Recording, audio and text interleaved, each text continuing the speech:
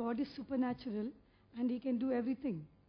A non-Muslim friend of mine has a question: why is it that God does not assume a human form? Can you please explain? The sister posed the question that God is supernatural, He can do everything, and her friend posed the question, then why can't God Almighty take human forms?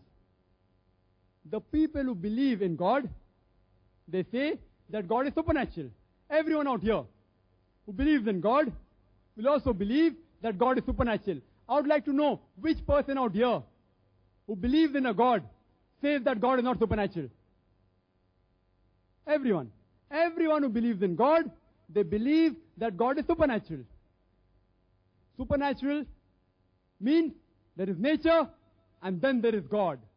In fact, according to the Quran, God is not supernatural.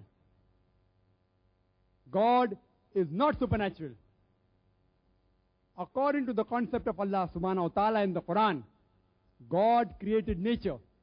It will never be that nature said this and God is saying the opposite. God created the nature.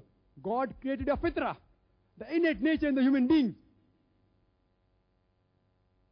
One of the attributes of Allah subhanahu wa ta'ala given in the Quran is Fatir, which is the name of the 35th surah of the Quran. Fatir has been derived from the word fitrah, meaning innate nature. Fatir means the creator, the originator of creation, the creator of the primeval matter to which more creation is added by God Almighty.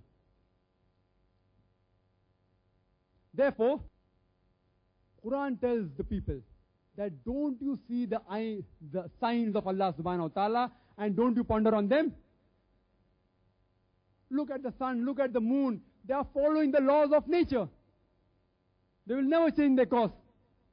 They are all natural. Same way, Allah subhanahu wa ta'ala is too natural. It's mentioned in the Quran in Surah Ahzab, chapter number 33, verse number 62. It says, Walan tajid, that the nature, Walan tajid li sunnatillah tabdila, that you will never find a change in the nature of Allah subhanahu wa ta'ala.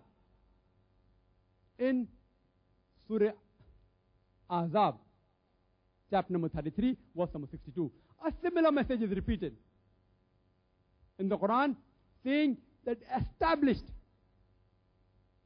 the handiwork of Allah subhanahu wa ta'ala.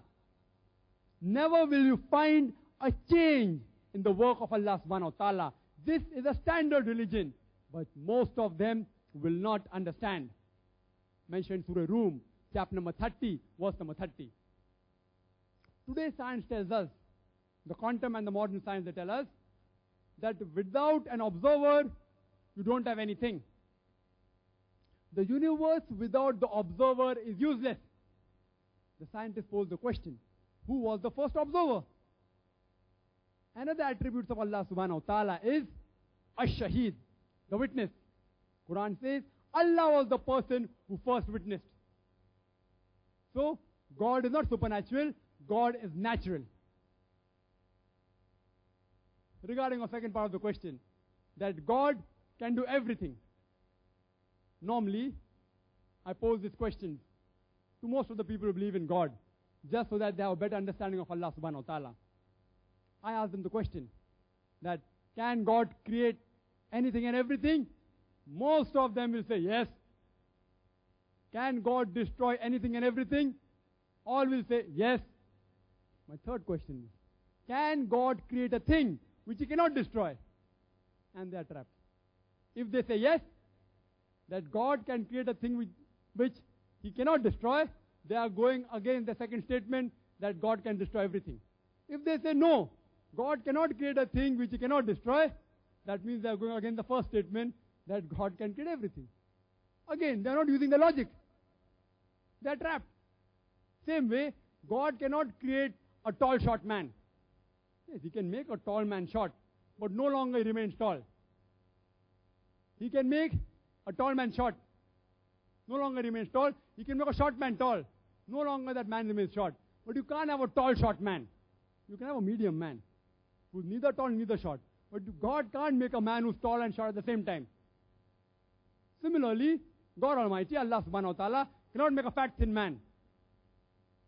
There are 1,000 things I can list which God Almighty can't do. God cannot tell a lie. The moment he tells a lie, he ceases to be God. God cannot be unjust. The moment he's unjust, he ceases to be God. God cannot be cruel. God cannot forget. You can list 1,000 things. God Almighty cannot throw me out of his domain. The full world, the full universe belongs to him. He can kill me. He can obliterate me. He can make me vanish. But he cannot throw me out of his domain. To him belongs everything. Where will he throw me? He can kill me. He can obliterate me. He can make me vanish. But he can't throw me out of his domain. Nowhere does the Quran say God can do everything. In fact, Quran says, Inna Allaha ala kulli shay'in qadir. That verily Allah has power over all things. Quran does not say God can do everything. Quran says God has power over all things. Several places. Surah Baqarah chapter number 2 verse number 106. Surah Baqarah chapter number 2 verse number 108. Surah Al Imran chapter number 3 verse number 29. In Surah Nahl chapter number 16 verse number 77. In Surah Fatir chapter number 35 verse number 1. Several places the Quran says, Inna Allaha ala kulli shay'in qadir. Verily Allah has power over all things. And there's a world of a difference between Allah can do everything and Allah has power over everything. In fact, Quran says in Surah Buruj, chapter number 85, verse number 15 and 16, it says that Allah is the doer of all he intends. Whatever he intends he can do. But God only does godly things. He does not do ungodly things. Regarding our main question, why can't God take human form? Posed by a non-Muslim. This philosophy of God taking forms is called as anthropomorphism. That God Almighty takes forms. And they have a beautiful logic. That for God Almighty to say, to know, to instruct the people how it feels when a person is hurt, he had to take a form of a human being. To tell to the mankind how it feels when you're hurt, how it feels when you're happy, how it feels when you're sad, to lay down the do's and don'ts for the human being, God Almighty took the form of human being, known as the theory of anthropomorphism.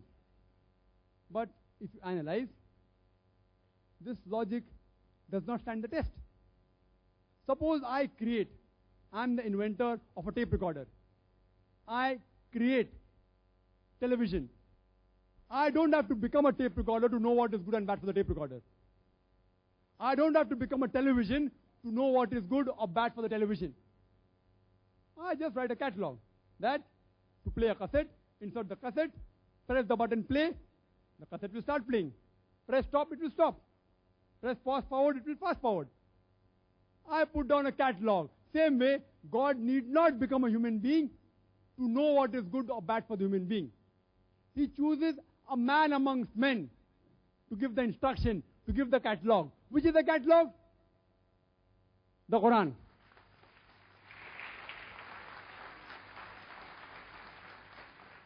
The catalog for the human beings, the do's and don'ts, what is good for them, what is bad for them, is the Quran. He does not have to become a human being. Why? You ask me, can't God take human form? Yes, he can take. But the moment he takes the human form, he ceases to be God. Because God is immortal. Human beings are mortal. You can't have an immortal and mortal person at the same time. It's like a tall, short man.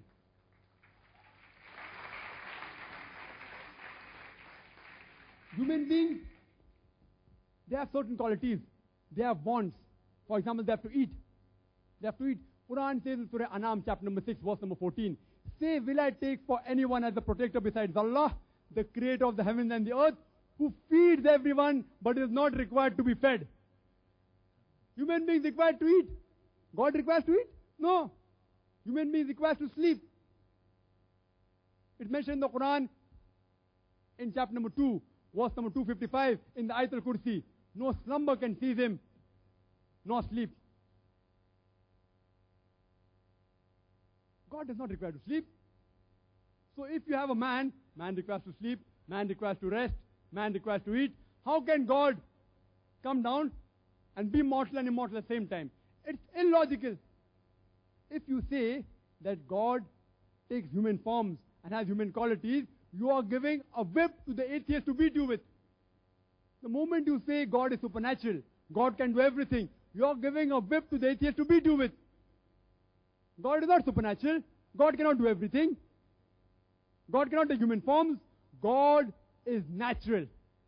God has power over everything.